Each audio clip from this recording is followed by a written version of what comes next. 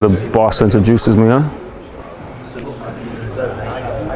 You're coaching this year, yeah? Under 16?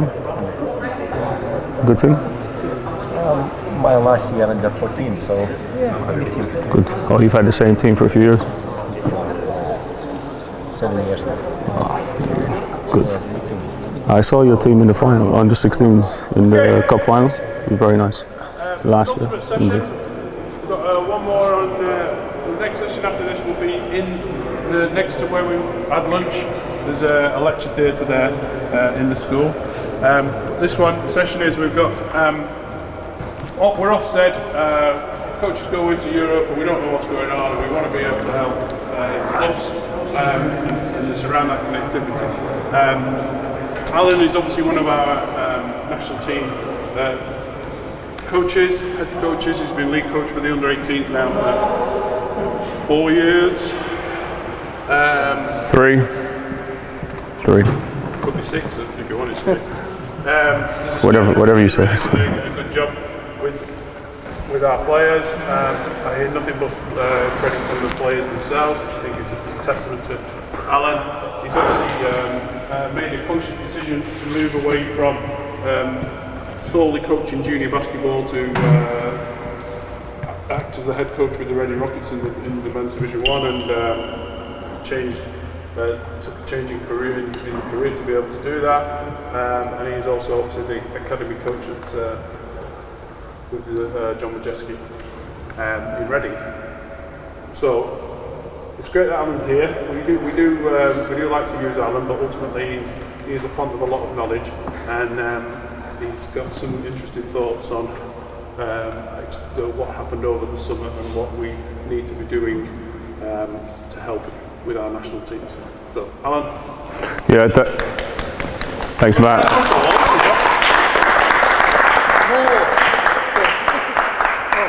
Can we put a muzzle on him before we start, please? I'll take that, sorry. I'll start by saying, and Steve, I don't know if you remember the phone call. It was about 7 or 8 years ago, maybe a bit more, actually.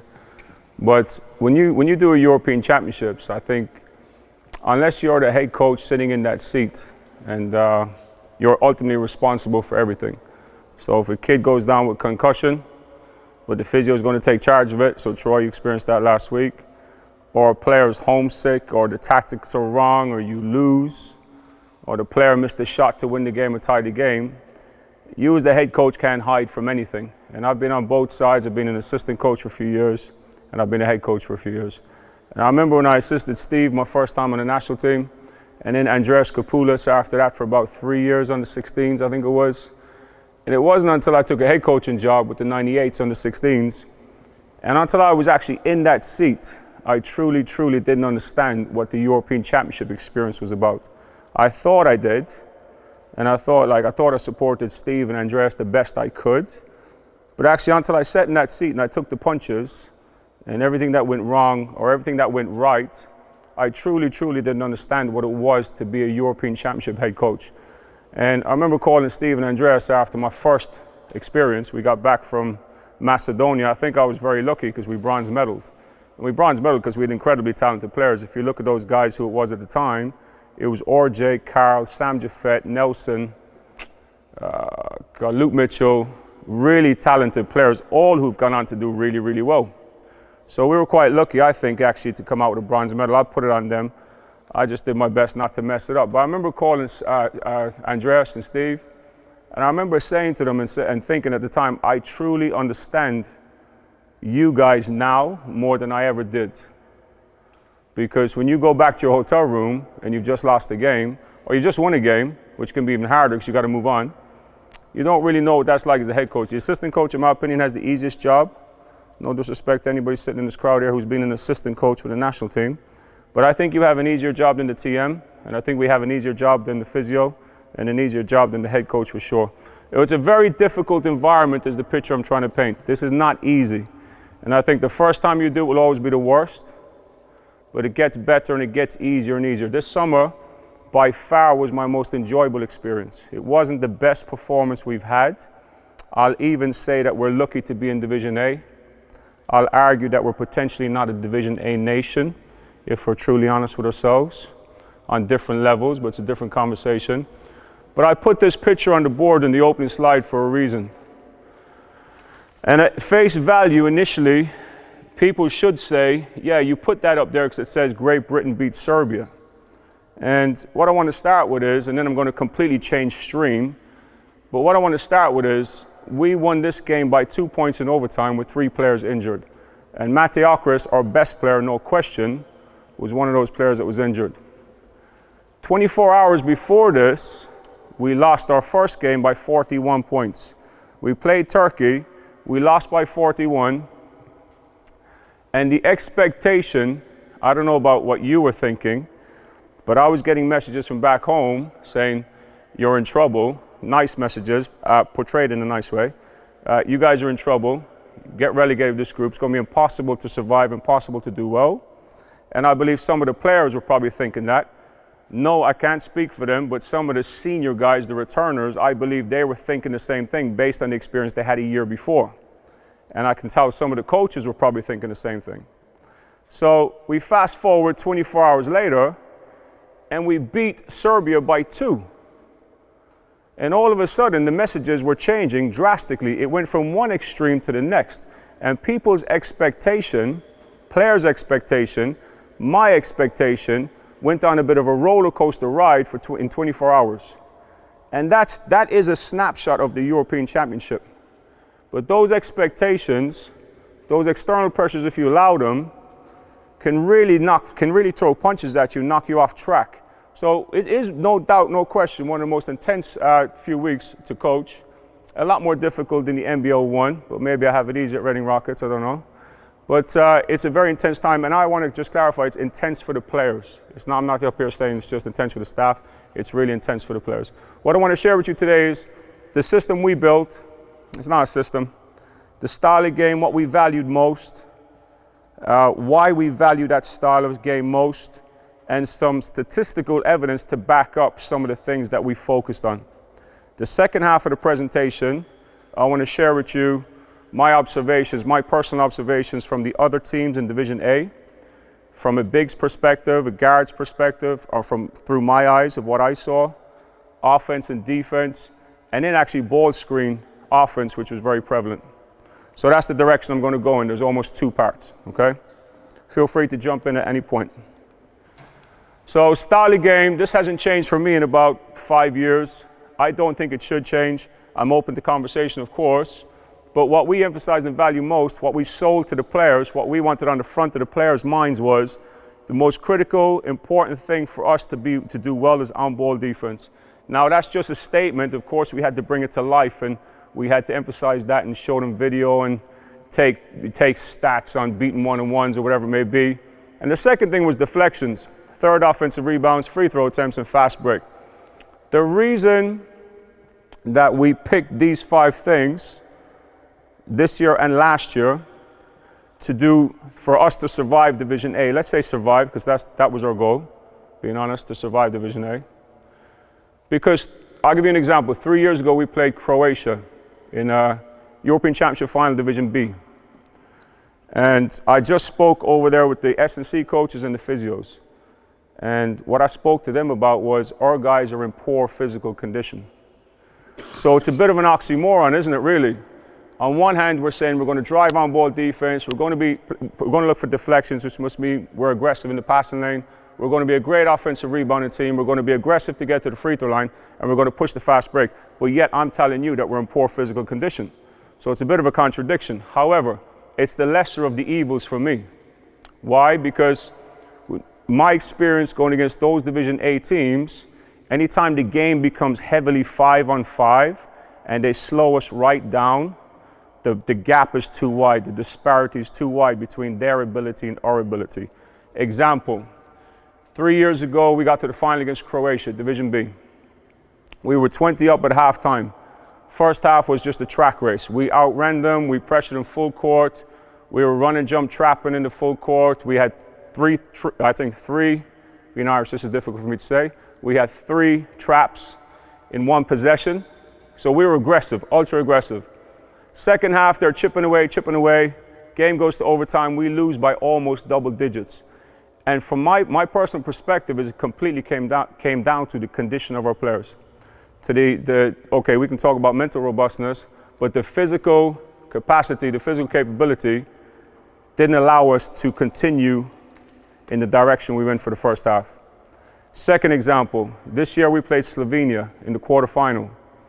Day before we played Montenegro, who were highly favorites in the tournament to do really well. They came top of their group. We came bottom of our group. We played Montenegro in the second round. Winner goes to the top 8, loser goes to the bottom 8. It's a really flawed system in one way. We beat Montenegro by about 20, and we sustained it for the whole game. Physically, we were shot the next day. We played Slovenia, and all I saw every time I looked on the court, and even when I looked on the bench, I kind of lost my mojo a little bit, because when I looked on the bench in the third quarter, I saw 7 guys that didn't want to come on the court. That was my gut feeling, because I saw 7 guys that were physically exhausted. And that was the third quarter, fourth quarter. We were minus 3 points with 2 minutes to go in the third against Slovenia, who could arguably have been the most beatable team we played all summer. And it does go back to physical conditioning. But saying all that, to tip the balance in our favor, to win the key games, and I don't want to hone in on just that second round game, because we did try to beat Turkey, who beat us by 41 in game 1. We did try to beat Serbia, which we did by 2. We did try to beat Germany, which we lost by 20. And we did try to win every single game, including the 8th. But the biggest tools that we have, the best advantage we have for us are these 5 areas. Chris. When you say like poor physical condition, do you think that's in relation to other teams, or do you think that's poor physical conditioning to be able to play that style of play for a long period of time? Is it that other teams could play that style of play for longer than we can, or is it that they don't play that style of play so they conserve more energy? Does that make sense? Absolutely. I walked out here in the last presentation when Andy was presenting. I was thinking about what I said and then what you followed it up with. And actually, I'm going to clarify what my meaning was. We're not in poor physical condition. We're nowhere near the potential of the condition we could be in. That was really my message to Andy. And after I was walking out, I was thinking I worded that really badly, because that message didn't land the way I wanted it to land. So if you look at the type of players we have, the physical capabilities are off the charts. You bring them into an S&C room, and they're not currently doing what is required. Number 1, the type of exercise may be an issue, number 1. Number 2, the way they train in the weight room is very different to how they train in a basketball court. And that's just from the eye test the past 3 or 4 years, especially with the under 18s.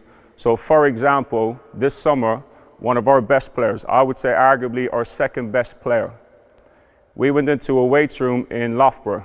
And what's that place called again, Billy? Power Base. What an amazing facility. Incredible.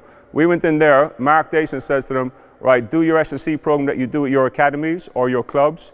We only had 1 player that was from overseas, I think. He went to a school in America, but he's from London. So we went in there. Everyone's doing their thing with their S&C program. They've all got it on their phones, which is a problem, because you don't know if they're on bloody WhatsApp, Twitter, or they're actually following their program. I remember challenging the kid, saying, get off your phone. He showed me his program. I shut up, walked away, felt like a fool. But 1 player in particular, very explosive, his strengths are playing with his physical capability, his current physical capability, wandered around the weights room for 15 minutes.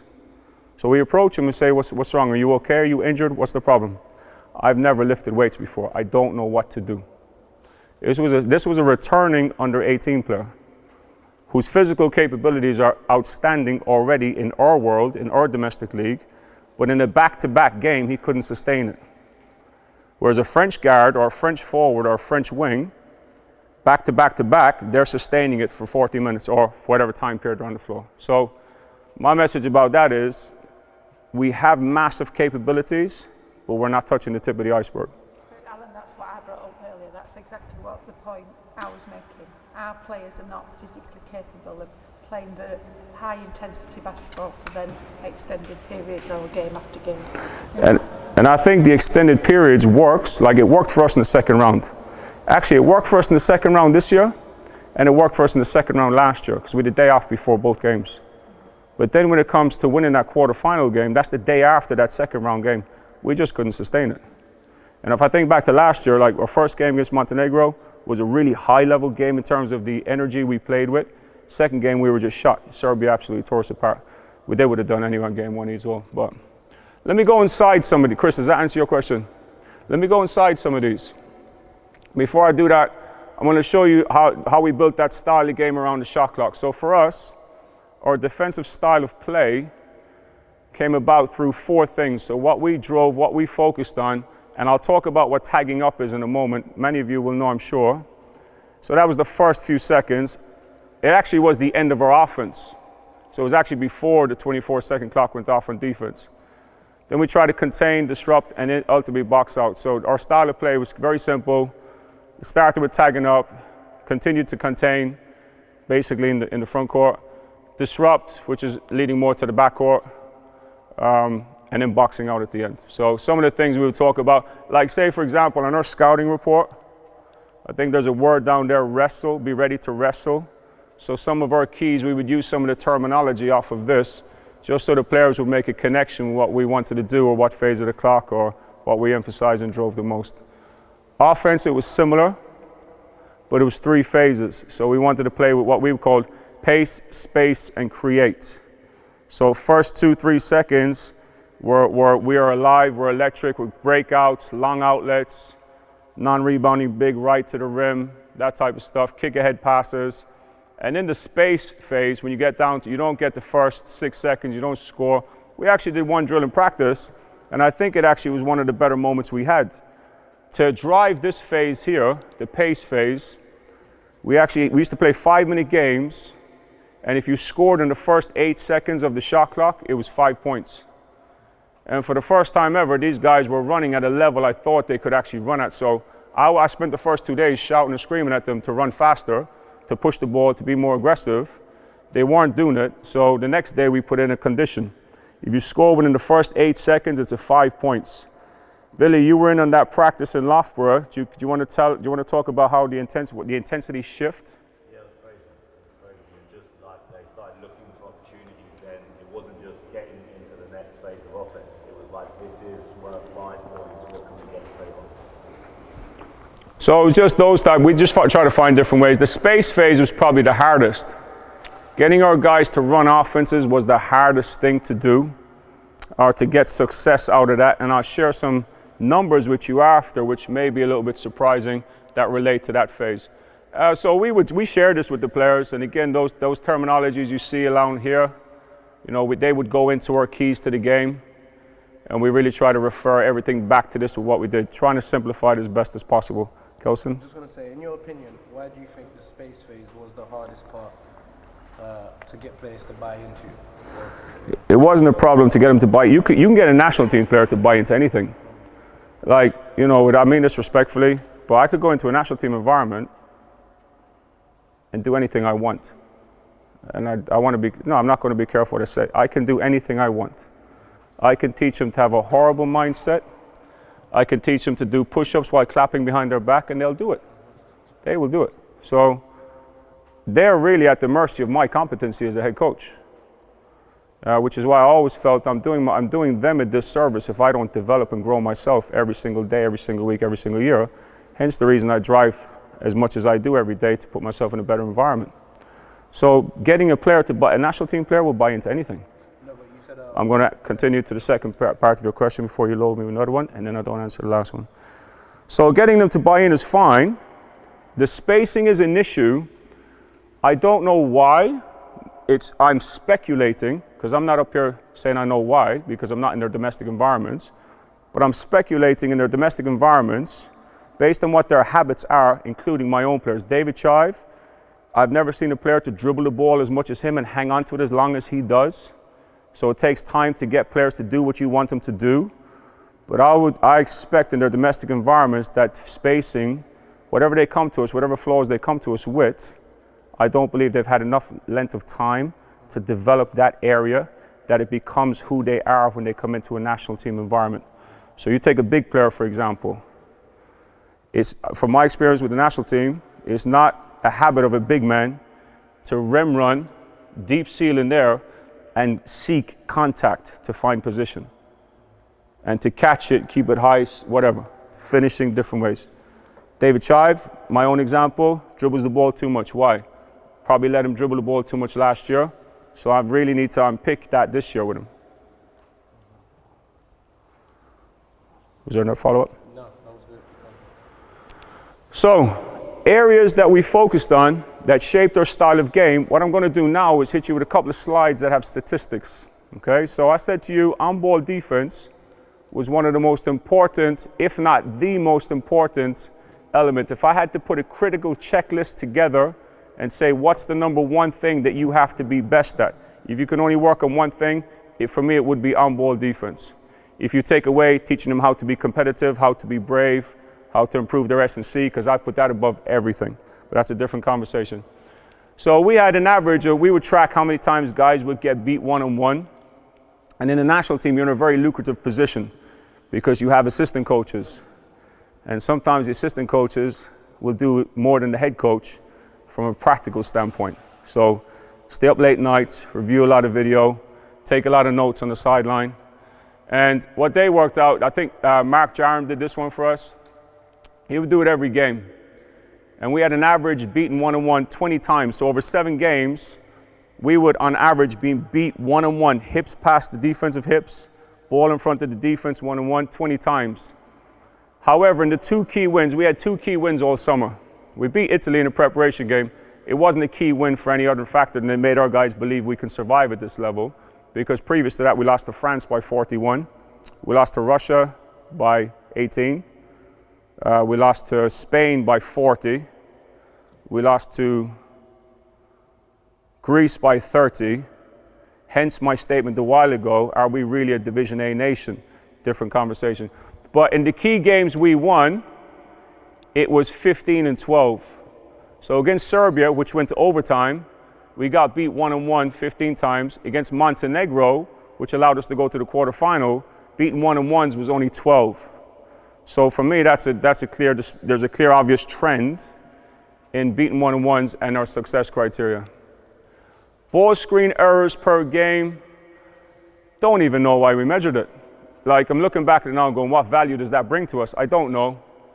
It did, but our ball screen errors were like 6 points. There were 6 times in a game we got the ball screen wrong. But if a team doesn't run any ball screens, like Montenegro didn't, then it's a skewed stat. But the message I got from this was, when I went back and looked at our ball screen defense, and as aggressive as I wanted our guys to be, there was always a problem with the bigs.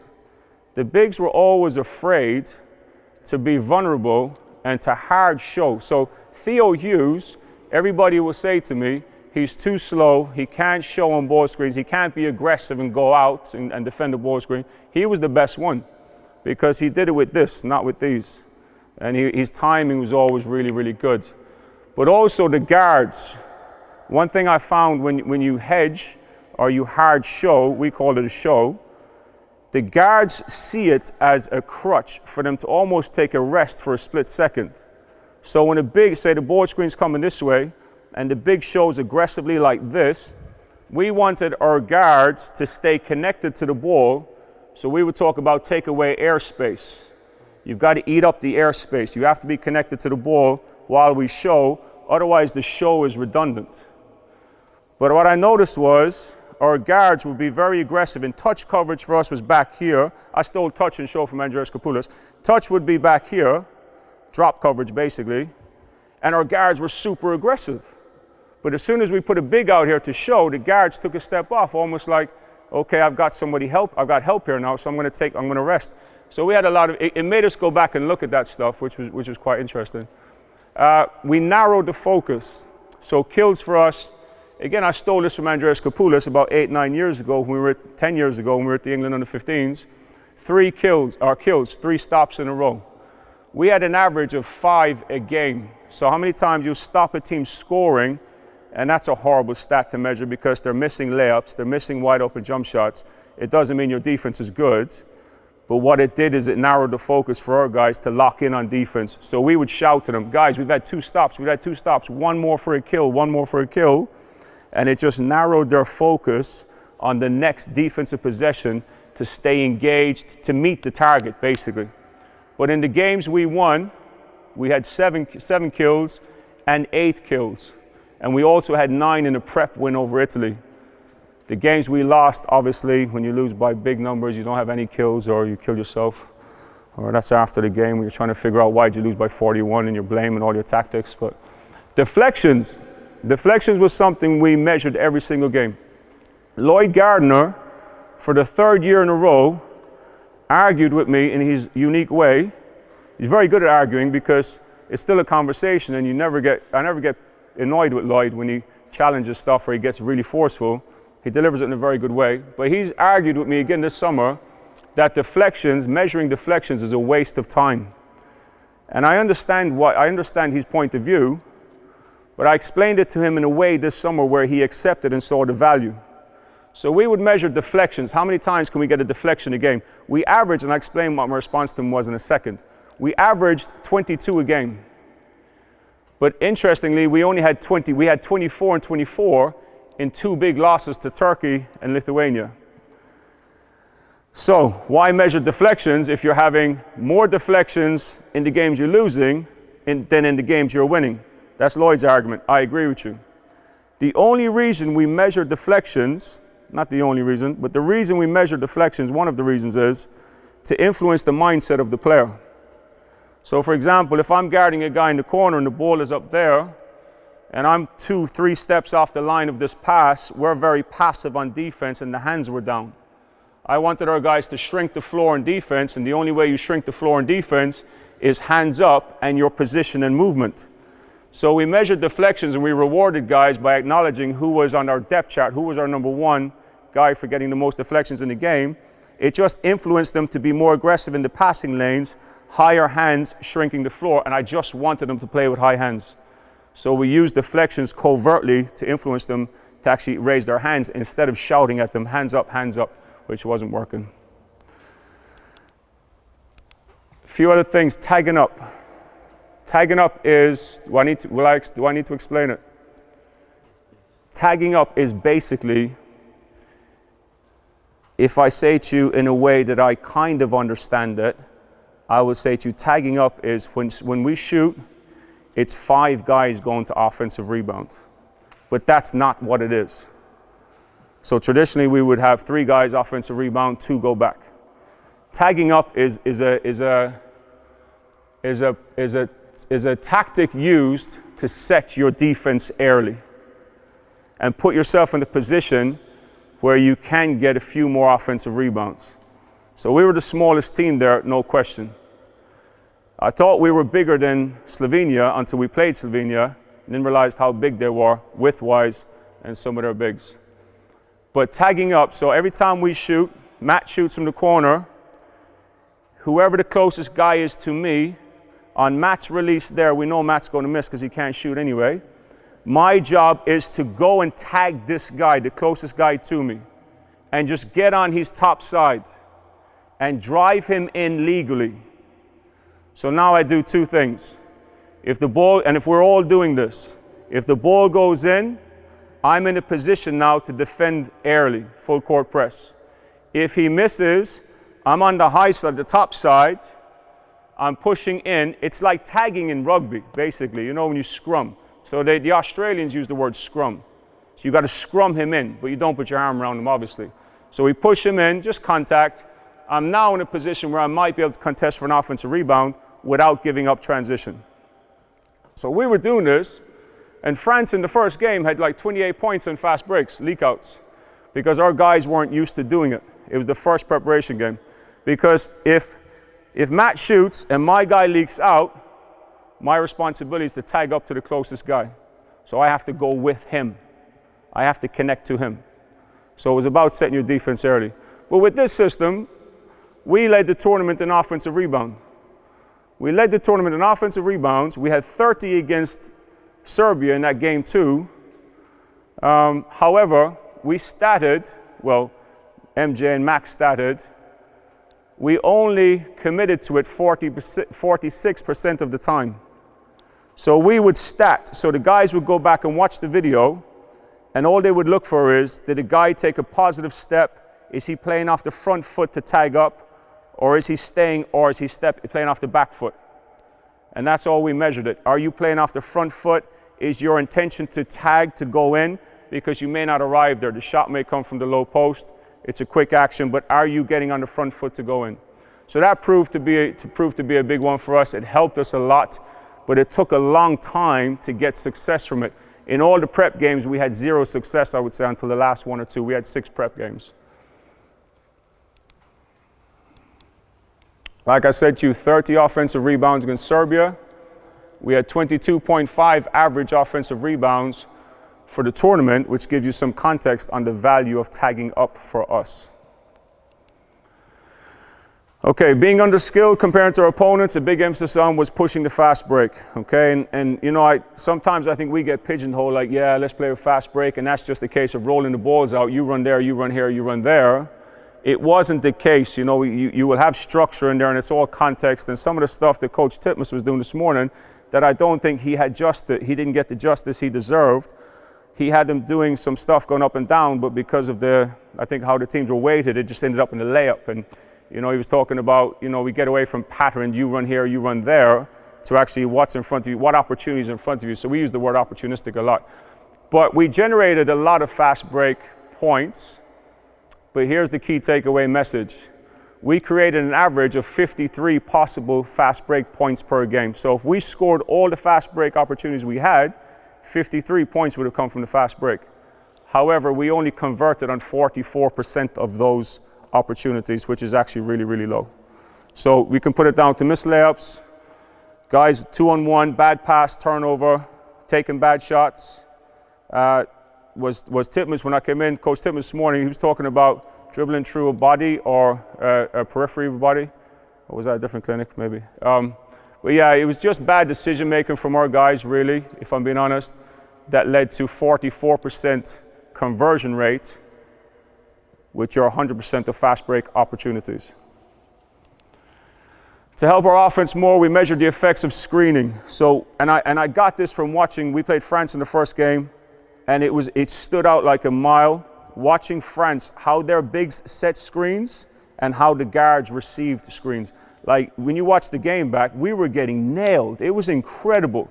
Like, our guys were running into brick walls, and their guys were coming off screens with so many options because of the effectiveness of the partnership of the screen. Our guys, you flip it to the other side, that first preparation game, nobody waits for a screen. The bigs don't sprint to a screen. Their angle of a screen is poor. Their setup to go set the screen was poor. And that's just reality where we are. I don't mean to be hypercritical. So in order to help them with that, after that first prep game, we started tracking whether we made contact on each screen or not. And that was, again, just one more coach doing it. It didn't take long. A lot of this stuff didn't take long. It may seem like it did, but you were honing in on one focus, so you only watched one end of the court. It wasn't difficult. But we made contact on 59% of screens. Only 59% of the time that when the big set a screen, he actually made contact on a defensive player. And Theo Hughes, Amari, Ethan Price, Tamuwa Tosin, they were great. They were really, really good at setting screens. The guards were a disaster, a real disaster. Not one of them would sell opposite to go to be a partnership, to create a partnership with the screen and use it to come off the right way. They would just go early. As soon as they hear a play call or see a screen coming, they're just running before the screener even gets there. It was very frustrating for the bigs and frustrating for us. We didn't solve it. We didn't have the time. It probably goes back to a domestic thing every day, which you're talking about earlier. Last slide on this segment. Free throw attempts was established as a big driver for us. We were given the message all the time, you got to be aggressive to go to the end. And I think the balance wasn't right because we became very dribble heavy and we became very one-dimensional in a lot of moments. But we did put a big emphasis on go to the end, but again, understanding when to go to the end, depending on what's going on in front of you. But we averaged 27 free throw attempts per game. But again, the big problem is we only converted on 57% of our free throws. So my overriding message with the offensive stuff, it got to a point where I was thinking, it actually doesn't matter what we do because we only convert 54% of our fast break opportunities when we have an advantage situation. We only convert 57% of our free throws. So we have to get to the line like 30 times to get anything out of it. And there you go, actually, against Serbia, we had 30 free throw attempts. However, in a 41-point loss, we had 31 free throw attempts. So pick your poison, really, but we shot something like 40% in that from the line. Turnovers have always been an Achilles heel with GB teams. We hear it every year. Steve, it was around when we did it. We were critiquing the turnovers. When I was with Andreas with the under-16s, we were critiquing the turnovers. When I talked to Carol Brown, we talk about it's turnovers. Vanessa, same with the girls, turnovers. But I geeked out a little bit and did a huge study on the past 10 years of national teams, under-18s, and I just did it from the stats. And actually, when I looked at everything that affected us as a team, turnovers wasn't one of them because of the amount of possessions we would generate with the style of game we play. So the turnover count would be in the 20s, where you look at Spain, they're averaging 12, but we're taking 20 more shots than Spain. So it balanced itself out anyway. The big disparity was putting the ball in the basket, the ability to finish. However, I'll give our guys credit. We averaged 18, say 19 a game, if we round it off. We averaged 19 a game. But actually, we started the tournament with 30 against Turkey. The very first game, we had 30 turnovers. I mean, where do you go after that one when you're walking out of the gym? You know, you've got all kinds of, you know, Einstein couldn't solve that one. I was thinking. Did you know the under-16 girls first game, they had 41? I do indeed. But, however, my point is, my message, Vanessa, is we finished the tournament, the last 3 games against Lithuania, France, and I want to say, it's the quarterfinal, Slovenia. We finished the tournament with 14, 17, and 14. And against Montenegro, I think we had a low count as well, maybe 12, might have been really low. But my message with that is, I think we need to give the national team players a bit more credit because they're not used to playing with each other. They're not used to the system we put in place. The level is a world they don't know and don't understand. That's reality. They have Amari Williams, Troy, I can say this, had no idea what the world he was going into. You have a 6'11", 7-foot young boy going up against this French guy who's the NBA draft they're talking about, and he's playing against Pro A players on a regular basis, or Pro B players in France. And you've got Amari who's got nobody to defend him in our leagues, in the EABL, and in under 18, there is nobody that can defend Amari Williams because you don't have enough guys at his size, stronger than him, bigger than him, in order for him to fail. So we put Amari Williams in a situation where the first time you're going to fail is on a European stage where everyone's going to see you. Like, that's criminal if you think about it. That's fundamentally wrong, and I don't know the solution. I have some thoughts, but don't know the solution. So the level is a huge one, and decision making, it ultimately comes down to poor decision making with the pace of that game at this level. The pace of the European Division A game, and I said this to James Vera a lot.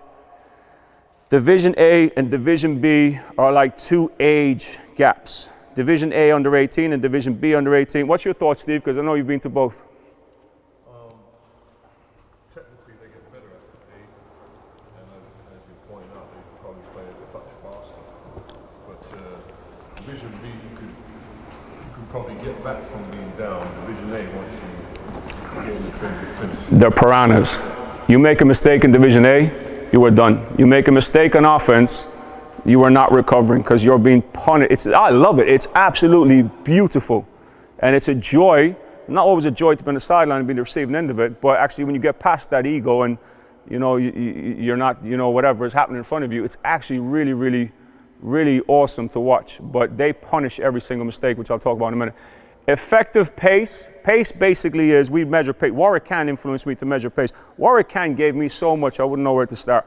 From a tactical standpoint, conversations with that man has provoked more thoughts. Him and Vladen, I know they're not here anymore, but they provoked a lot of thoughts.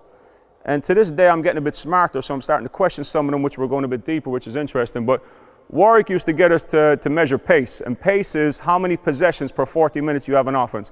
And we took it to a level above this year. I don't know, we just invented this.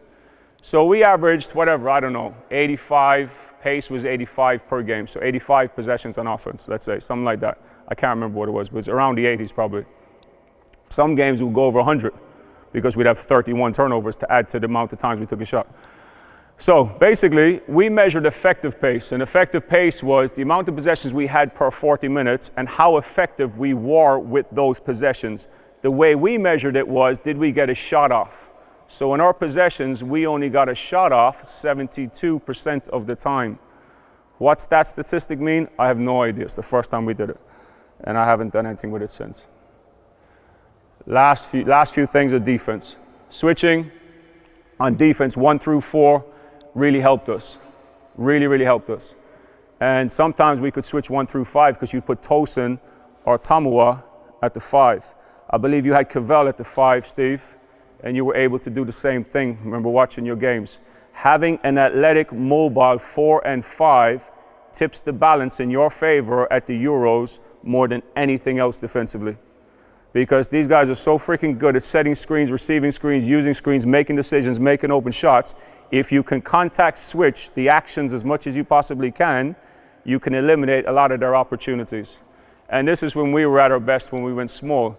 Hence the reason we didn't play Amari a lot of minutes. Theo was really good. But hurt us in moments. And again, I mean, Theo helped us more than he hurt us. There's no question about that. However, 48% of our switches were poor quality. So an effective switch for us would be, if there's a screen being set here and I'm switching, the offense is coming off the player here and my guy's setting the screen, an effective switch for us was, as that guy comes off the screen, within 1 meter there's contact. We're bumping him.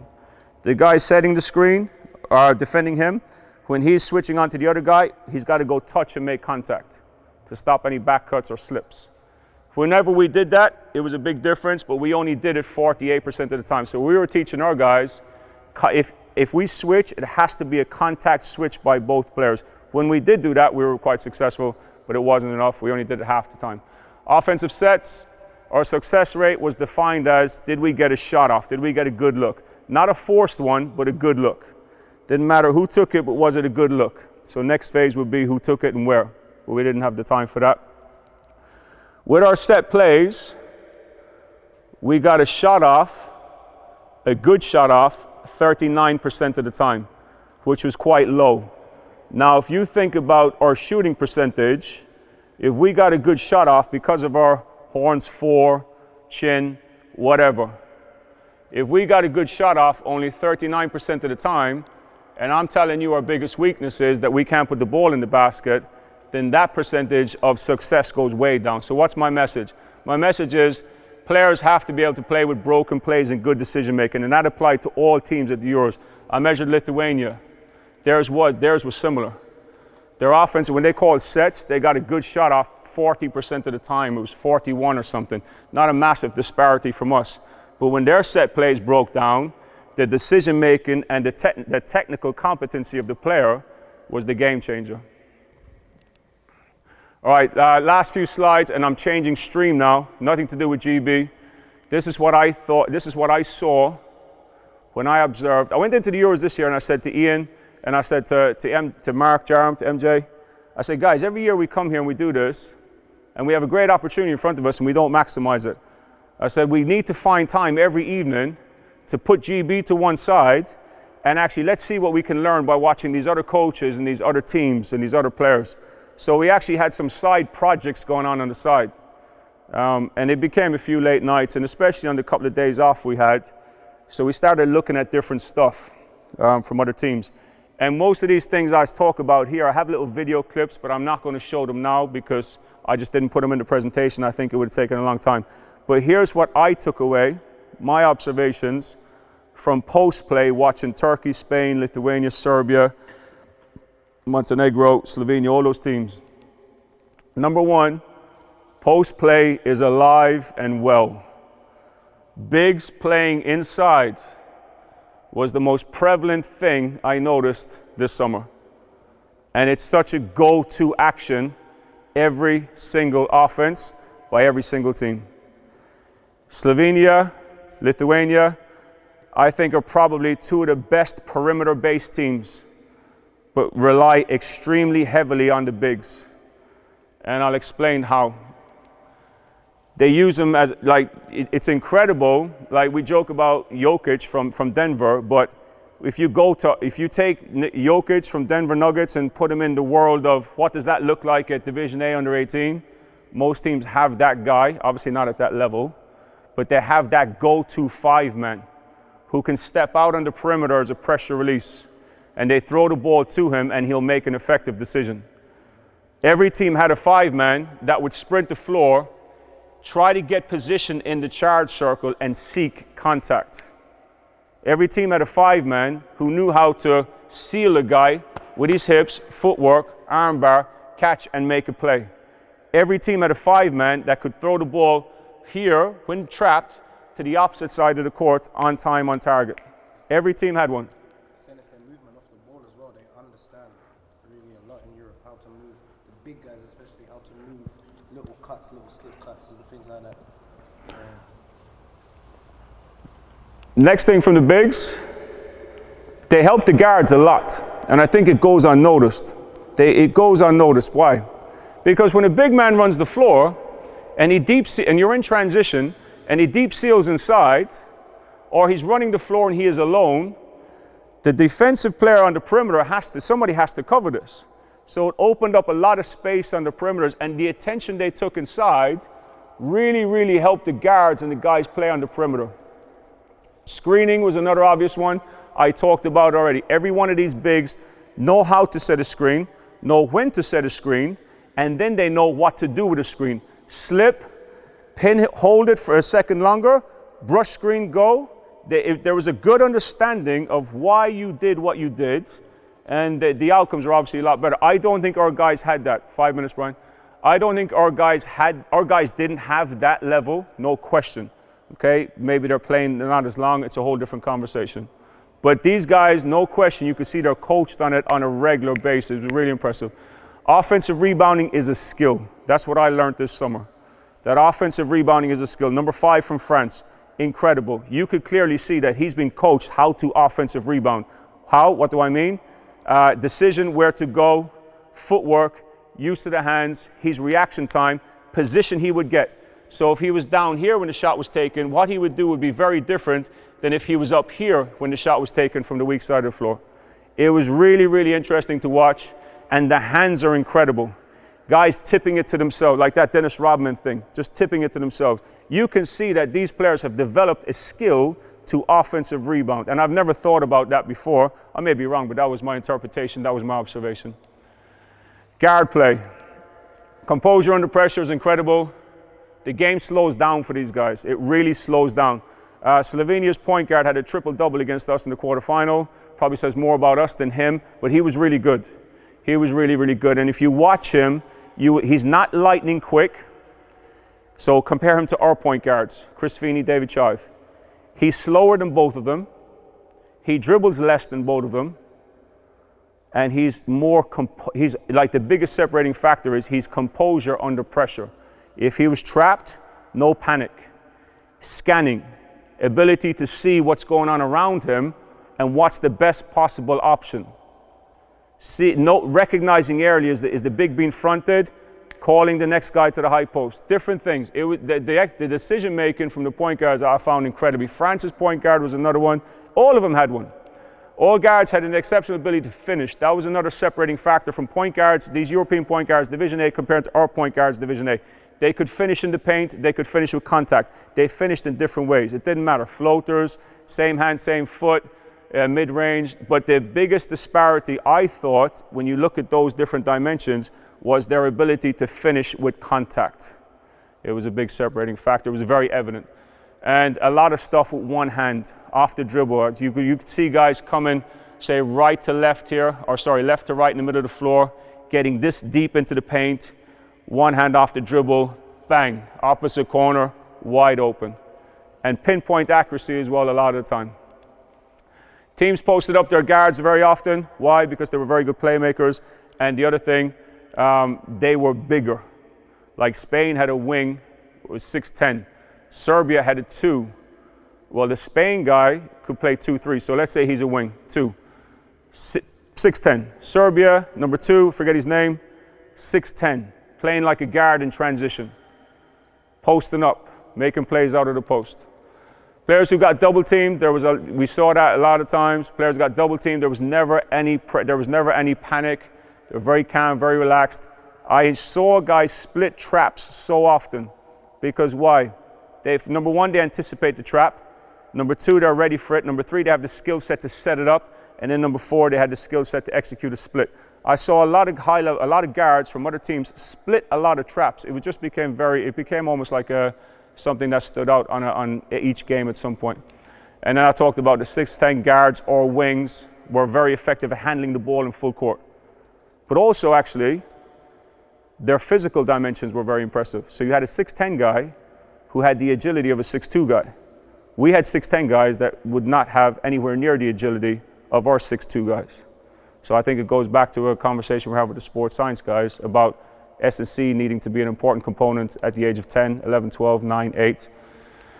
Last two things I want to talk to you about. Defense, it was incredible. We fell victim to this, we still do, but a lot of teams fell victim to this. For 20, 22 seconds, you see incredible defense. Guys in the passing lanes, following the scout, following the report of the coach, whatever. And then in the last 2 or 3 seconds or 1 second, just give up. Like a drive to the paint was the biggest one. So we drive from the top or the wing and they'd flatten out a guy. And then on the last 2 meters, get beat. So we do a great job for 6 meters from the top all the way down here to the red line, and then we get beat on the last 2 meters. And that wasn't just us, it was other teams. It was really surprising to me how we see great defense for 22 seconds, and then all of a sudden it just broke for the last 2. And it wasn't because the offense did anything different. Ability to not get beat 1v1 wasn't just for us. For me, it was the biggest important factor, I think, for the winning teams. Turkey got to the final, Spain got to the final. Those top 4 or 5 teams were incredible with on-ball defense. I don't know what numbers they got, but I would imagine they didn't get beat that much. Teams who can switch 4 and 5 players created a huge advantage, but it did not mean you will win. It did not mean you would win. Turkey, when they took their big guy out and put in their backup big, they became almost like a team full of guards and wings. And when they did that, they were incredible on defense. They just weren't as good on offense. It was great to see one team play 1-3-1 and impact the game. So Turkey played a 1-3-1 in the semifinal. They were down 10 before they went to it. And I spoke to the Turkish coach that night after the game, and I said to him, you didn't use that all tournament. This was the semifinal against France. France were loaded with talent, should have won a medal. Everybody would be expecting that. I expect the head coach will have his head on a chopping board when he goes back to France. I don't know. They told me that the Serbian coaches and the Montenegro coaches, they send them to the mountains when they don't return with a medal. There's big problems. Maybe that's just Pedrag giving me that story. But Turkey were minus 10 or 12. Going into the fourth quarter, they came out and played a 1-3-1. And these teams are incredibly sharp, incredibly good. And I was sitting in the stands going, France are going to tear this apart. They're going to pick that apart. It actually had the opposite effect. Turkey came back and won the game because of the 1-3-1. Consecutive stops. Now, what was the game changer? At the back of the 1-3-1, you had a 6'10 guy who moved better than any player in the whole tournament. His physical capabilities were off the chart. I can imagine it's the closest thing. Everyone was talking about it. LeBron James must have moved like this when he was 16, 17. Bona is his name, and he's a young kid. 6'10", 7'2" wingspan, and a track star. So they would pick you apart in the 1-3-1. No team used it. Thought your team did a great job, but it one of the few. But no teams in Division A used the 1-3-1 that much. And when they went to it, we were saying, they're going to get buried here. They won the game with it, but they had a 6'10" athlete at the back, which was the game changer. Offense, a lot of quick hitters. I didn't see a lot of continuity. Coach Titmus talked about this morning, pattern plays. There was a lot of that. A lot of side pick and roll.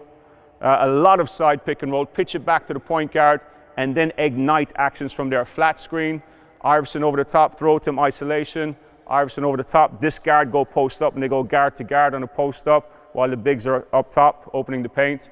There was a lot of quick hitting actions. It wasn't long plays. It was just go-to actions and play from there. And when they didn't work, when they broke down, players played off decision making and instincts and technical ability. Most common entries to an offense was with Iverson, cuts, and diamonds. So if you were to look at it, say, what was the most common offenses you saw? It was to do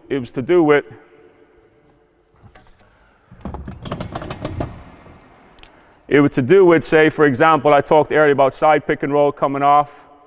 pitch it back to the one up top here. 5-man come up here instead of screen, and he's going on an Iverson cut over the top. Throw it to him here, isolation 1-on-1, or this guard going post up and they go guard to guard inside. A lot of Iverson cuts, a lot of diamond action. Whether your 4 and 5 were here, with your 2 and 3 playing here coming off, exiting out the other side, or what we saw a lot was actually the bigs starting up here and using the diamond from this situation. For me, that was the most common offenses I saw. A lot of Iverson cuts over the top to make a play from there, and a lot of diamond action throughout the whole tournament. Spain screen, stack ball screen, I think it was called before Spain so-called invented it, was very prevalent with many teams. And I was surprised actually, I think every team might have had a set play in there that had that Spanish screen. It was really, really prevalent on pretty much every team I saw. It was interesting how teams were defending it. The easiest, and we had to defend it as well. The easiest way for us was the big would just stay with the big and the 2 guards would switch. Why is that the easiest way? Because it's the least complicated. It doesn't make it the most effective. So one team, France triple switched it a few times, and it was really, really good, but that means their 5-man ended up on a point guard, which they were capable to do. We weren't at that stage where Theo or Amari or even Ethan could guard a point guard. Last few things on offense, middle third ball screen. When it broke down, middle third ball screen every single time. Middle of the floor ball screen. And like I said to you earlier, the guards, if they were flattened out, they would end up here, this side of the court, and that hook pass over the top, probably the most common pass I saw guards make in the whole tournament. That's fine, that's not a big deal, but what was incredible was the accuracy every time, every single time. So middle pick and roll, coming this way, coming to the right side of the court. Obviously weak side's gonna low tag, get in there on the roll, that pass over the top, open shots, closeouts, a lot of good actions from it. But the technical skill of these players to execute the pass was the biggest, most impressive thing. You'll often see, what you'll see when you watch some of the better teams there, the better teams, they don't hold the ball gets out of their hands really, really, really quick. So a guy like Lithuania, for example, we couldn't guard Lithuania because once the ball was passed, it was out of the hands straight away. The decision was made before the catch. And I think the disparity and the difference between our guys was when our guys would catch the ball, then they would be trying to filter what's the right decision to make. I felt when we played Croatia 3 years ago in the final, it felt like that in the second half. It was almost like they were playing with 1 extra man because as soon as they caught the ball, there was a decision, there was an action immediately because the decision was made already. There's almost like a game of chess where you're 1 step ahead. I felt like we were always 1 step behind, and that's the technical capability and decision making of the players. And Steve, Steve mentioned it earlier, every team turns defense into offense in a heartbeat. When you make a mistake, you get punished. The player's ability to anticipate supersedes our players. The player's ability to anticipate what to do, which links to the decision you will make, and you combine that with the technical competency, it becomes very difficult. Last slide, ball screen play. Empty corner ball screen. So ball screen going this way from the side, nobody in this corner. It was really interesting to me how many teams struggled to defend this action, including us. So we tried a few things. Come off the screen here, the big would push, the guard would go under. Slovenia point guard hit 2 threes that broke our back in that situation. France was the only team I saw that defended side pick and roll with an empty corner, nobody here. France was the only team I saw do it really, really well. And they did it really well because they had incredible athletes 1 through 5. So come off this side ball screen action, nobody's there. He's rolling. The guy defending that corner, when they saw this, you could see it evolving. He's playing good defense, but once they go to this ball screen, he's loading up right over to the middle of the paint. And if this guy was popping or short roll here, he was taking it until the big recovered, which left 2-on-1 on the weak side. But this guy was so freaking quick to recover, it didn't hurt them. By the time the ball got to the other side of the floor, this guy was already out, whether he was Xing out to the wing or straight coverage to the corner. So again, I'm going back to athleticism and the ability of these players where we think we're athletic, but we couldn't defend the action like that. Now, decision, it goes inside that as well. Talked about that already. Short roll and ball screens. The better as the tournament went on, Turkey were very good. Garuba was terrible, which was surprising because he plays for Real Madrid ACB team as well. But there was a lot of opportunities on ball screens where the big shouldn't roll to the rim, should not pop, but should short roll to the mid-range area to create the next pass or to create the next scoring opportunity. It was incredible how many teams didn't do it when the opportunity was there as you watched the game. However, the better teams did it. Turkey did it incredibly well. Last few points, guys. Set up to use screens, I talked about already. We measured our guys. They were really poor for setting up to use screens. Other teams were really, really good. But it was the decision making coming off the off-ball screen. Pin down here, down screen, sorry. Come off that screen. The screen was really good. It was technically very good, but the tactical coming off it was the game changer. It was really, really impressive to watch. Something our guys can learn a lot from. And that's the end of my presentation.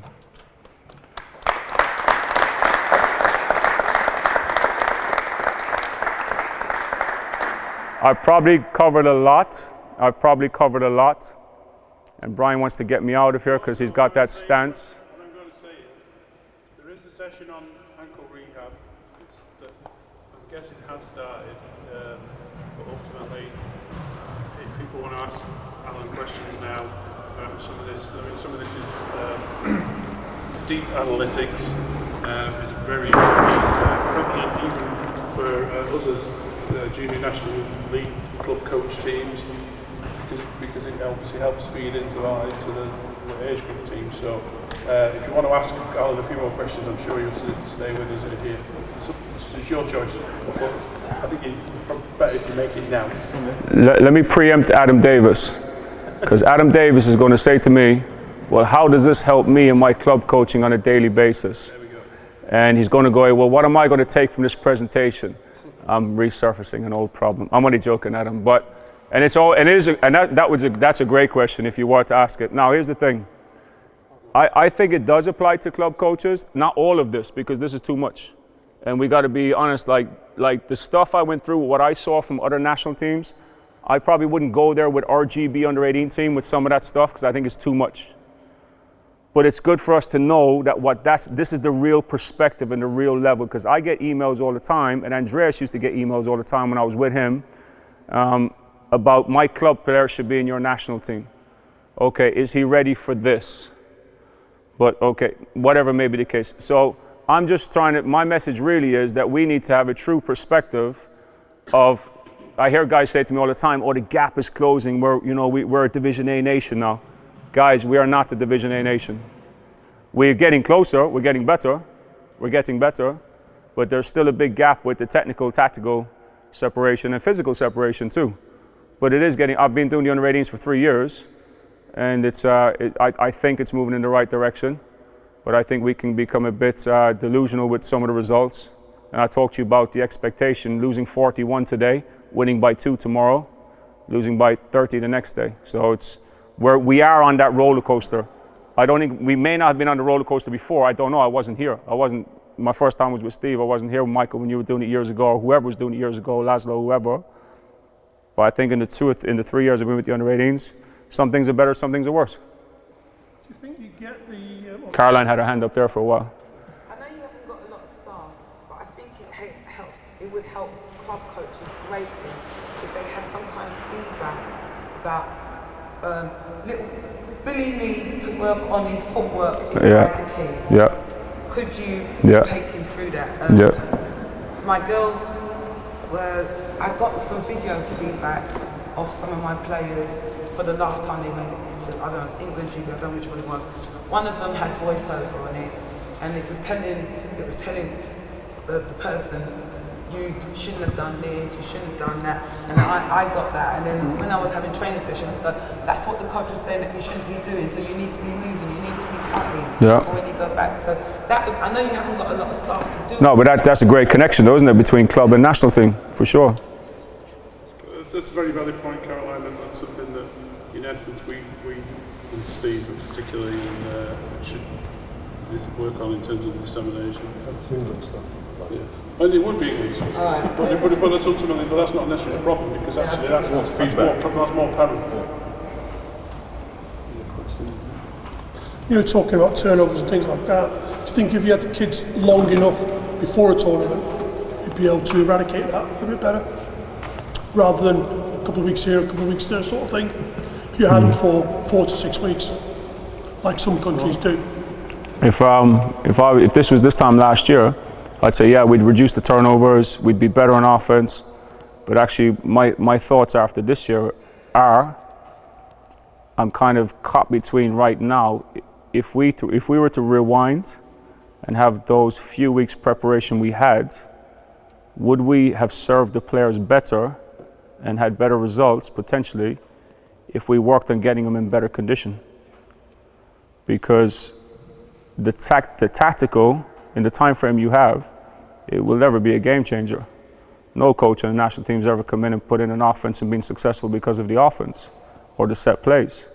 Now there's other things about confidence building and making them believe in themselves and getting the best out of them by really pushing them and trying to get an extra 5-10%.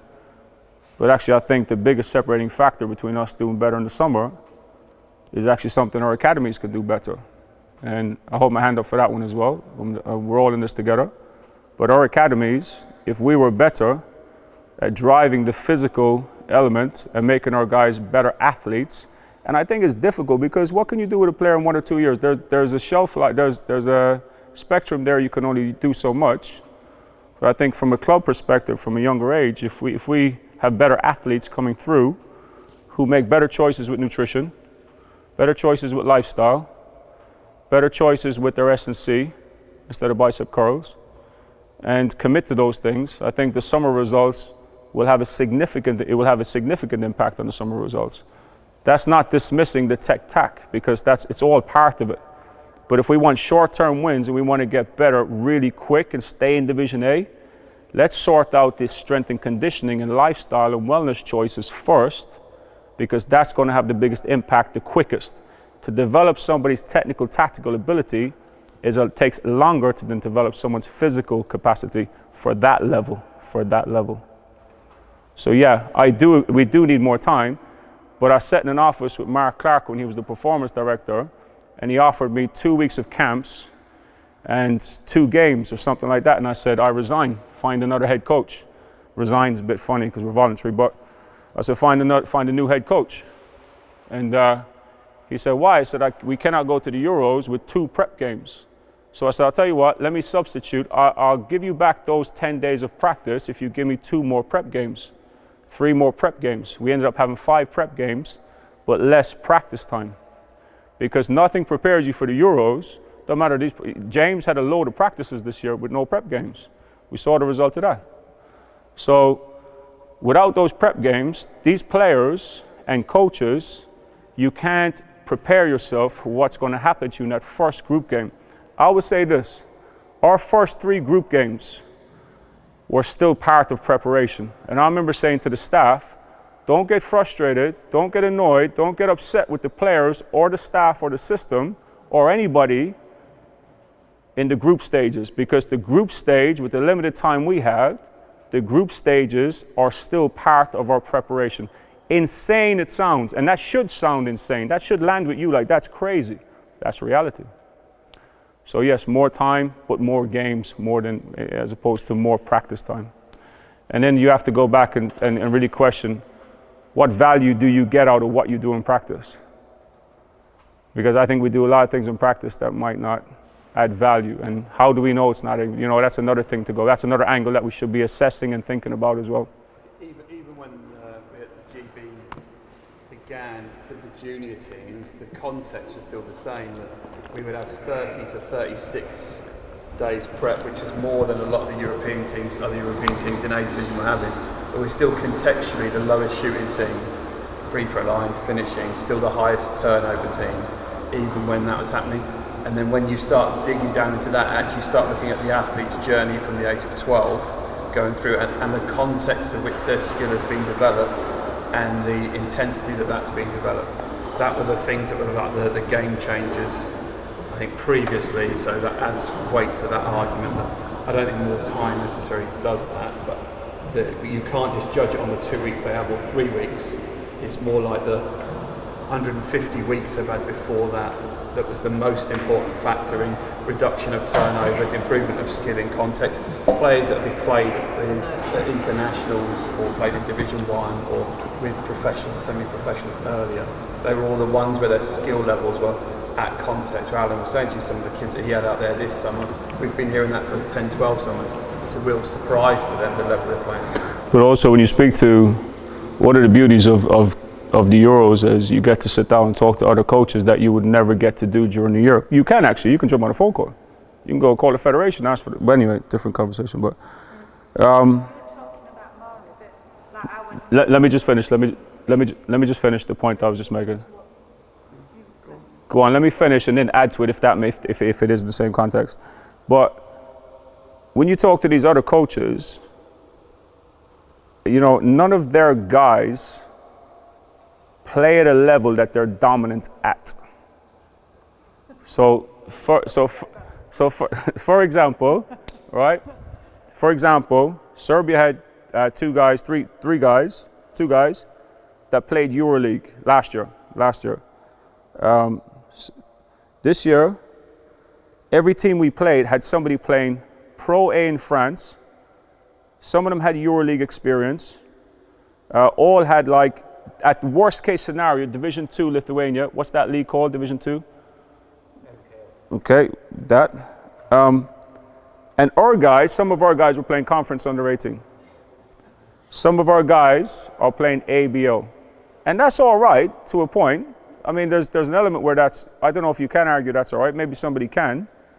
But it's not all right if we then go put these players on the front lines of a battle with guys who have bigger weapons, for a war analogy. So we're sending these players out into a battlefield, putting them in the front lines with sticks, going against guys that are armed with a bit more than that. So I think it's something that we have to really question. What can we do better to help our players prepare for that environment? Because some of those guys, by the way, who played at that level were some of our tenacious players too, and very, very high level. I think we need to integrate them more into the BBL, possibly. I know Chris at Bristol including a lot of the academy kids now, aren't they? Well, let's see if they played them. Yeah, I mean, for me at Giants, I love a couple of kids. So Troy, probably at my school, has got a couple of kids there that fit perfectly in our system and would get minutes. But their system at my school has got a Division 2 team, so they get to play at that a little bit of a below level. Does that make sense? Should we as coaches be making better decisions for our players?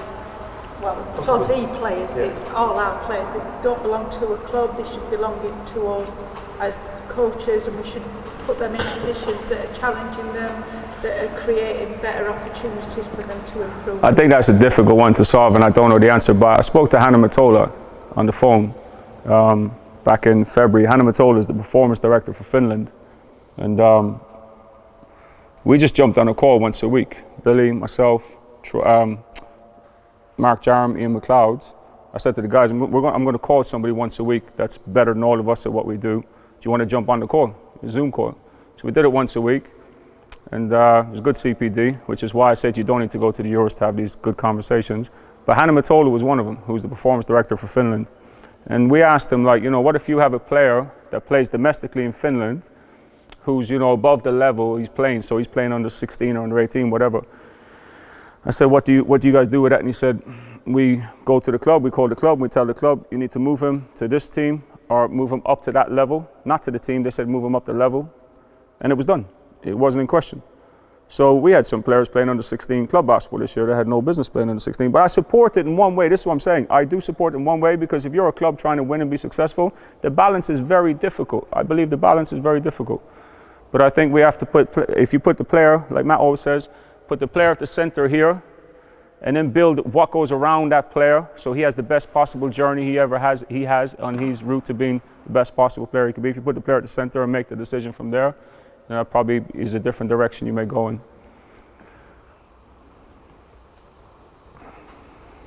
Another question. Good gosh, go on. I share an office with you. You couldn't ask me on Monday? I know, but you never listen. We talked about style, and I think we can here get hung up on that. I think as a nation to say we need to do X, Y, Z. So style is what you select as a national team coach for what's going to give you the most opportunities to win with that group, the skill set that they have arriving to you, right? And with the practice time and whatever. What I'm more interested in for all of us is if we could improve the players in certain elements to give you more choice of style at national teams, what do we need to do better so those kids arrive to you? What do you want? So you're talking about 10, 11, 12, 13, 14, 15-year-olds. Yeah. I got you. National League under 12 through. I got you. It's very simple. Teach them how to put the ball in the basket in context. So shooting is horrendous, or shooting is poor, or free throws are poor, or finishing around the basket with contact is poor, or finishing around the basket when there's no defense there but there's a clock running is poor. So I think scoring, ability to put the ball in the basket would be the number one thing. And there's a lot that surrounds that, Matt, but from a technical point of view, that has to be number one. Because we get enough shots off. We don't struggle. If you look at the stat sheet, we will have more shot attempts than other teams. Okay, there's an element of we're taking bad shots there as well, but there's an element of where we can be really good defensively and transfer that into offense. But finishing and shooting has to be the number one thing. Choice of shot. Choice of shot, depending on the player. Amari Williams should be able to, Amari's a great player, I'm not painting any bad picture. Amari and Theo Hughes should be able to play in the low post, should be able to play in the paint and finish with jump hooks. Should be able to finish pump fake, step through under, but keeping the ball high. Should be able to make a post move and a high pickup, separate, get that ball into the upper cylinder and little touches around the basket. Or a guard should be able to come off a screen, catch and shoot. Or a guard should be able to get in the paint with limited dribbles, with good footwork, finish against contact, against bigger guys. I mean, we're painting a picture of how you see the game. How do you see the game being played? Develop those areas, those elements. But a big part of it, Matt, what goes inside that is a decision that the players have to make. So it's a tough one because if you're asking me to train these players in isolation, it's an age and stage element, which you guys have created loads of documents around, but I'm not sure people know how to do it because that hasn't been shown really. But finishing and shooting and scoring has to be number one. In the context of that, I heard you say before, never at the level where it's easy for them. 100%. Yeah, so that has to be, if I'm under 16 and I'm physically level one, I'm flying at that. I need to be in under 18s or I need to be somewhere where I can still maintain that skill. If you're dominating under 16s, 30 points a game, why are you playing under 16s? If you're 30 points a game under 14s, why are you playing under 14s? This is not rocket science. If you're really dominant under 18s, why are you playing under 18s? I don't understand. Because the club want to win. I get that. That's all it is. 100%. Hey, time to go now, right?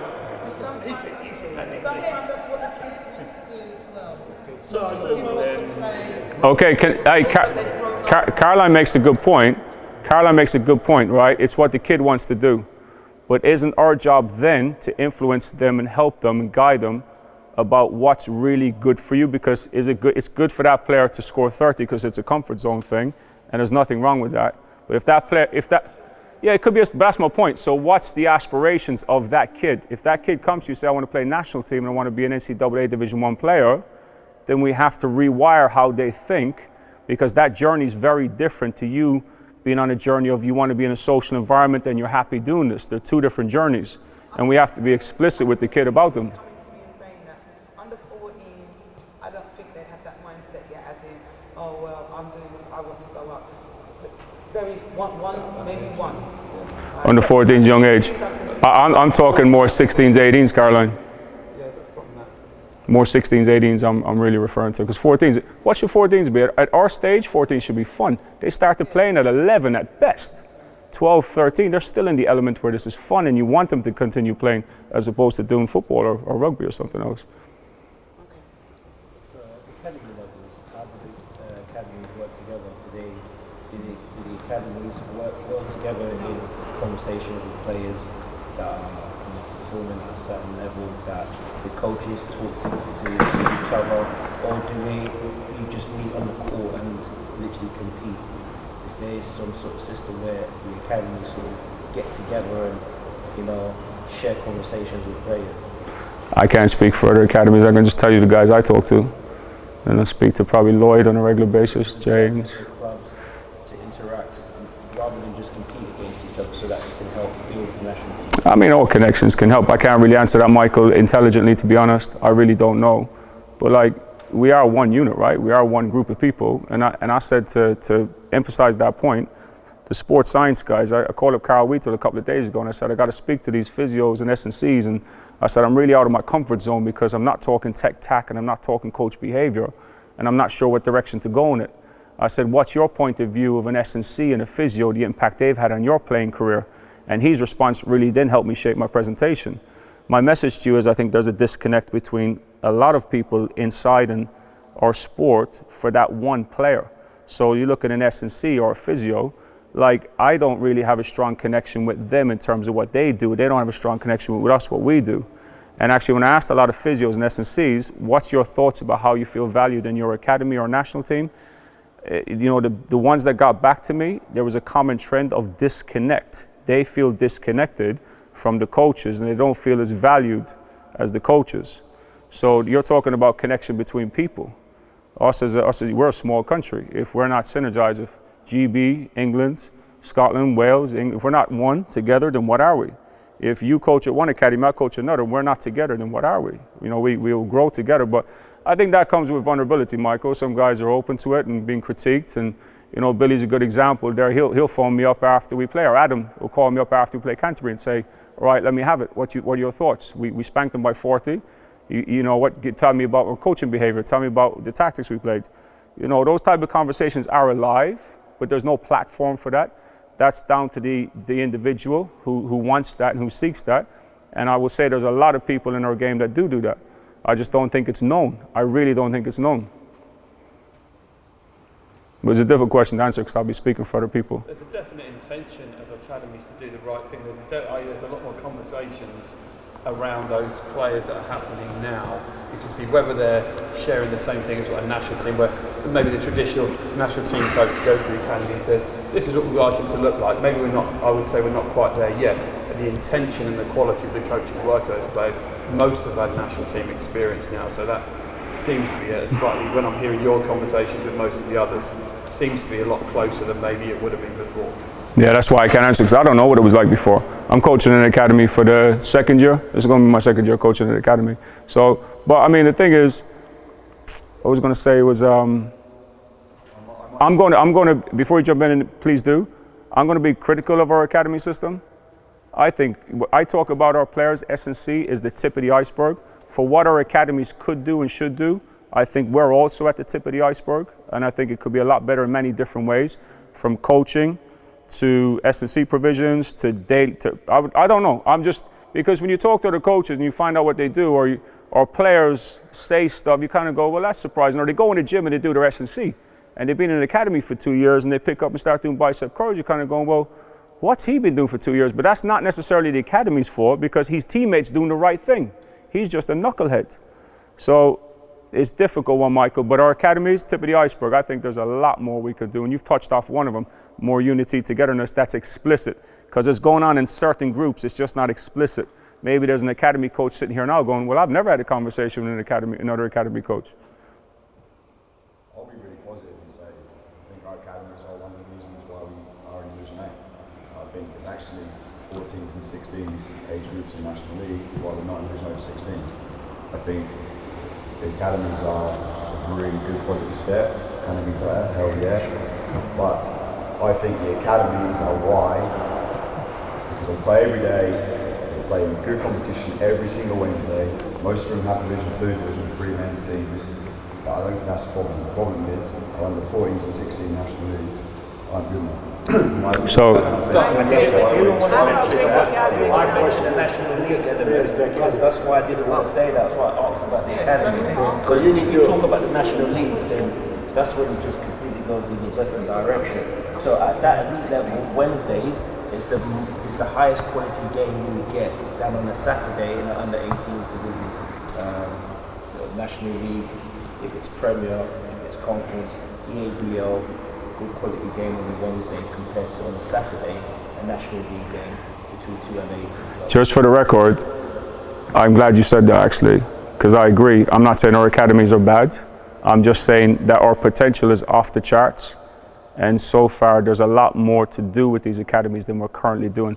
Definitely going in the right direction, but from my perspective, needs to move faster and maybe slightly different direction, but go in the same stream, let's say. I think the academy system's good. I agree with you. I don't think it's why we're in Division A. I don't know. I don't want to say it's not. I don't want to say it's not. I don't agree with you. I agree more with Alan. I think I'm kind of in agreement with Adam, though. fantastic, and I think we need to do more with them. I don't think it's work. I think people are doing an okay job. I'm not saying it's a bad job, but we ain't doing what we could do with those academies. Well, it's the potential, isn't there? It's like the players' S&C. There's potential. Like you're right. We're talking about the girls' side of it. But no, you're right. The academy system is good. There's no question. Why? They get to train every day, regardless what they do. Even if you open a gym for them, they're training every day, so it's more than twice a week than they do with their club. They have S&C provisions.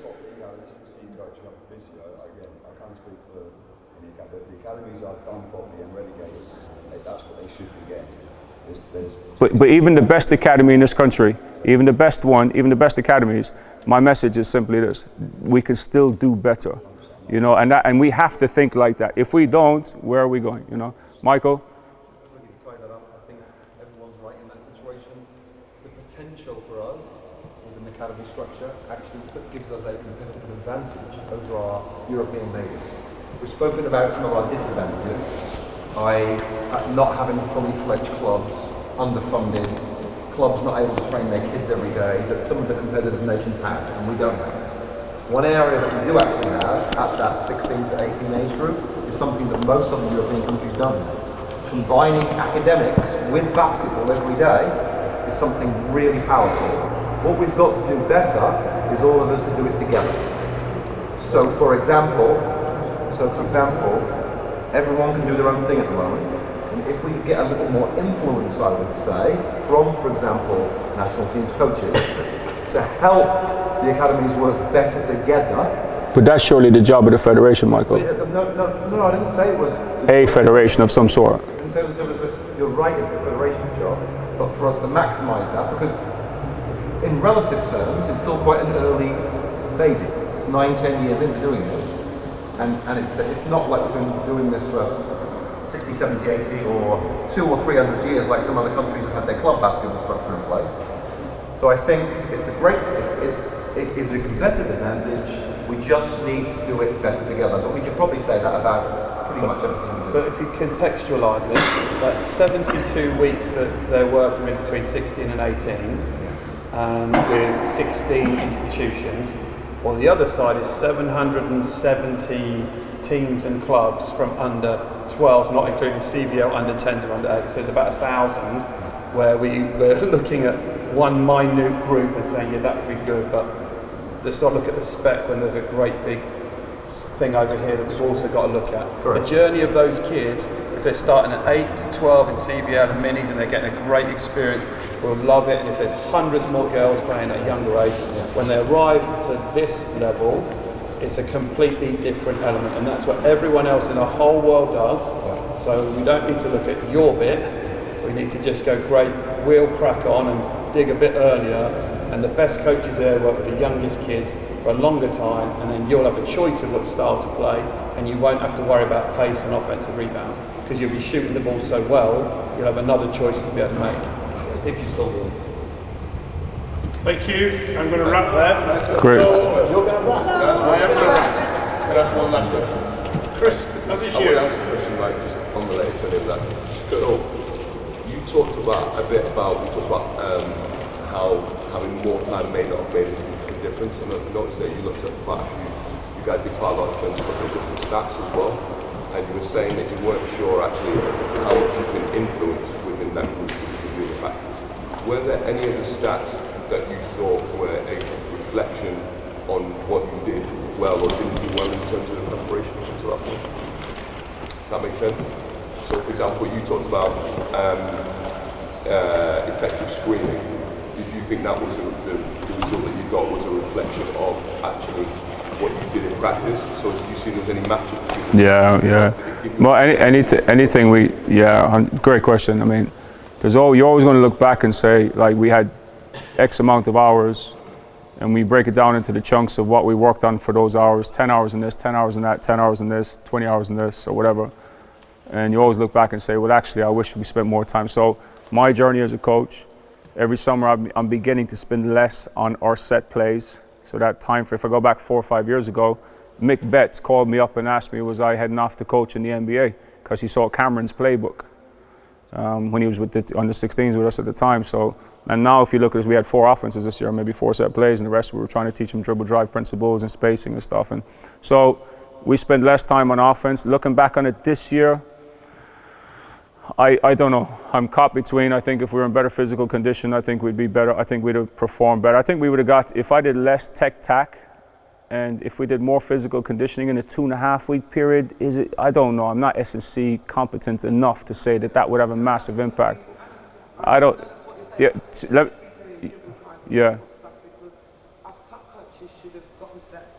Yeah, I mean, that's one of the biggest issues. Like, to be honest, a player came to me once and asked me what was, he asked me what was a backdoor. Because I was referring to and this was like national team under 16s. He said to me, what was a backdoor? He said, we finished a half an hour, 20 minutes in video. And he walked out with me at the end. He says, Coach, I was a bit lost. I don't know what a backdoor cut is. And I said, you know what a back cut is? He said, oh yeah. He said the same thing. So I think you're right. I think there's a level of education. We have to know what that is, though, Caroline. You know, and like domestically all over the country. So when they do come to us, they come to us with a baseline. And I think that's from a tech-tac and a physical standpoint. And I think it's from a mental standpoint as well, which we often overlook. But looking back on this year, would I've changed? I think no. I was happy with what we covered in the practice sessions. I don't know about the S&C was the missing gap for me more than anything else. And if you thought we were better from an S&C perspective of the stats that you've looked at, are there any of those that you think would have been better? Maybe the on-ball defense would have been better because the one key physical area where we're most deficient at is agility and lateral movement. And that's an eye test for me. It's a bit more specific from Paddy Waplington and Mark Dayson, who actually track that stuff and look at the test scores in comparison to trends for that age and stage. So I think actually that would have been better for sure, beating one-on-ones maybe. I don't know, it probably impacts everything. You'd rotate faster, you'd fast break quicker, you might be alone more at the basket instead of being challenged, so your first step could be quicker. It's very broad, isn't it, to say what would actually improve because of the S&C. I think it would be a holistic thing, really. Alan, you now look at the boys you've got returning, look at the under-16s, and let's get S&C going now. So it's a year till they're in the tournament. We know that. We tried. This year we didn't because obviously, you know, there was some changeovers this year, and we didn't get the national team up and running until probably June. So I wasn't allowed to contact players because there had to be some stuff sorted and ironed out. Every year I've done a national team, I've had a phone call. First phone call with a player would have been the end of September, October, and kept that conversation alive throughout the year. We'd see them at Christmas traditionally, not the past 2 years. We'd see them traditionally at Christmas where we'd influence their S&C. For the past few years, Troy, the year you were with us as well, they had to submit 20 minutes of S&C video to our S&C coach and physio so they could review that they're doing it right. They had to submit 20 minutes skill video to me and the other assistant coaches once every 2 weeks so we could just get a snapshot they're actually doing the right stuff. We haven't been able to do that the past 2 years because we haven't been able to contact the players until June, or systems haven't been in place. So the past 2 years it's taken a step backwards with that. Previously it was better, but even when it was better, we still didn't have better athletes. I don't know, maybe we have them. No, I'm just saying it's like we talk about it a lot. Yeah. Now should be the time when those players are being contacted and saying, right, if you want to be a serious national team player, this is your program. Correct, but we're at the mercy of being facilitated to do that. Okay,